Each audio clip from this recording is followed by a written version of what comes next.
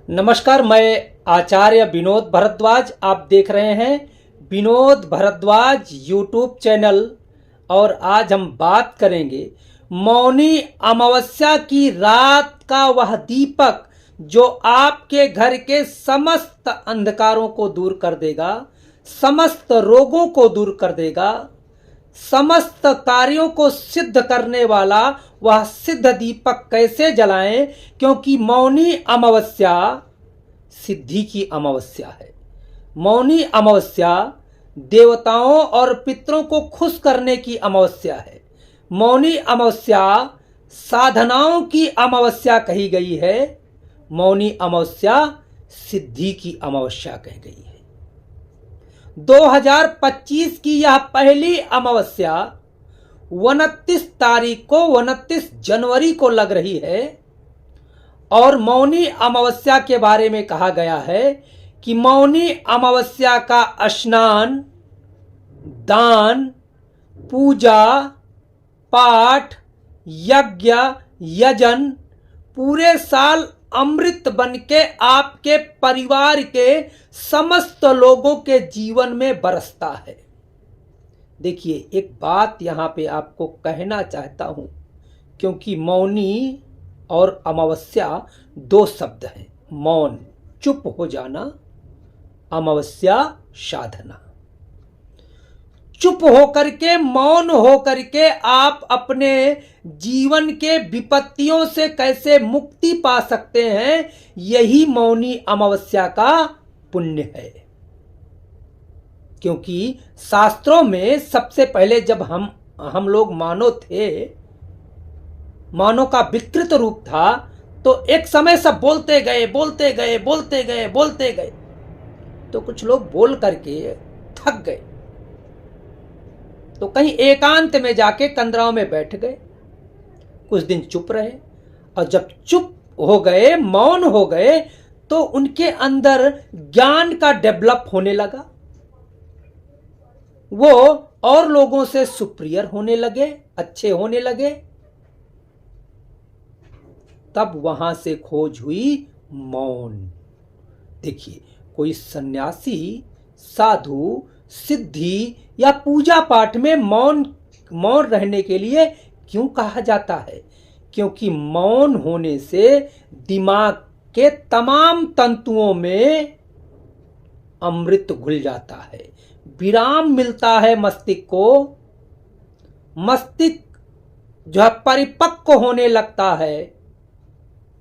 मौन होने से अच्छे विचार डेवलप होते हैं। मौन होने से कुछ नई चीजें आती हैं और वह सबसे अलग हो जाती हैं। उससे जीवन में उन्नति के मार्ग खुलते हैं। तो मौनी अमावस्या, क्योंकि माघ के महीने की जो अमावस्या है, इस दिन मौन रह करके आप अपने पूरे जीवन या 1 साल तक के पुण्य को एकत्र कर सकते हैं। मौन व्रत के पुण्य को एकत्र कर सकते हैं। पहले हम बात करेंगे व्रत की, उसके बाद स्नान की, फिर दीपक के बारे में हम आपको बताएंगे। वह चमत्कारी दीपक कैसे तैयार करें, कैसे जलाएं, ताकि आपके घर में जो भी दोष है उस दीपक के प्रकाश से जल के नष्ट हो जाए। खुशबू आपके घर में पूरे साल बनी रहे। पूरे साल आपके कुल देवता, पितृ देवताओं का आशीर्वाद प्राप्त हो। लेकिन मौनी अमावस्या क्योंकि स्नान और दान के लिए भी मानी जाती है, तो यदि आप गंगा आदि नदी में स्नान करने जाना चाहते हैं, तो इससे पवित्रता, पुण्यता तो कुछ हो ही नहीं सकती है। क्योंकि पूरे साल आपके जीवन में मौन रह करके व्रत करने का पुण्य प्राप्त हो जाएगा। लेकिन यदि आप कहीं स्नान करने नहीं जा सकते हैं, तब क्या करें? अपने घर में मौनी अमावस्या के दिन प्रातः काल जब उठे तो बोले नहीं। सबसे पहले पृथ्वी को प्रणाम करें, पहला पैर रखने के पहले मौन हो जाएं। इसे मौन स्नान कहा जाता है। वैसे भी शास्त्रों में कहा गया है, मौनी अमावस्या के दिन मौन व्रत पूरे साल आपके मस्तिष्क को स्थिर करता है, मन के विकारों पे नियंत्रण लगाता है, मन को शांत करता है, शांता सुखाय, सुख देता है, सोचने की क्षमता देता है। और आजकल तो जैसे देखते हैं ना, छोटी छोटी चीजों में आग हो गया, एक बात बोला, दो बात बोला, चार बात बोला, घर में कोहराम मच गया। स्थिरता मिलती है मौनी अमावस्या को मौन होने से। आप भी रहिए, अपने बच्चों को भी कराइएगा मौन। तो मौन होकर के अपने नित्य क्रिया से निवृत्त होकर के स्नान करने के लिए जाएं तो गंगा जल अपनी बाल्टी में डाल दें।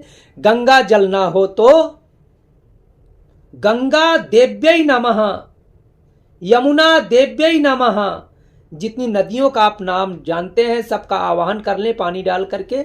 नहीं तो आप गंगा जल डालें, काला तिल डालें और पूरी बाल्टी को जल से भर लें।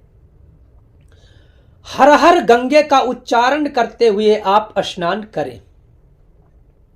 उसके बाद नित्य की पूजा पाठ से निवृत्त होकर बोलना प्रारंभ करते हैं। दान, दान में अन्नदान, वस्त्रदान, फलदान, द्रव्यदान विशेष माना गया है, क्योंकि मौनी अमावस्या के दिन दान देने से पूरे साल दान का पुण्य फल जरूर प्राप्त होता है। लेकिन एक चीज नोट करिएगा, दान सुपात्र को देना है। नहीं, बहुत लोग तो ऐसा बोलते हैं ना कि भाई कोई गरीब आदमी हो जिसको भोजन ना मिले उसको दे दो। ऐसा मत सोचिएगा कि मैं जो पंडित जी हूं तो अपने लिए कह रहा हूं कि भाई पंडितों को मिले। नहीं, दान और भेंट दोनों में अंतर है।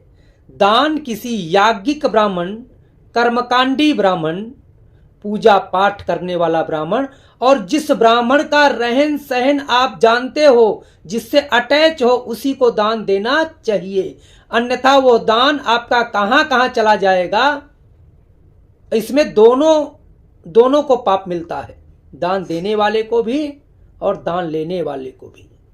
क्योंकि शास्त्रों में कहा गया है, धूम्रपान रते विप्रे दानम कुर्वन्ति ये नराः ते नराः नरकम यान्ति ब्राह्मणो ग्राम सूकरा। दोनों को भी दंड मिलता है।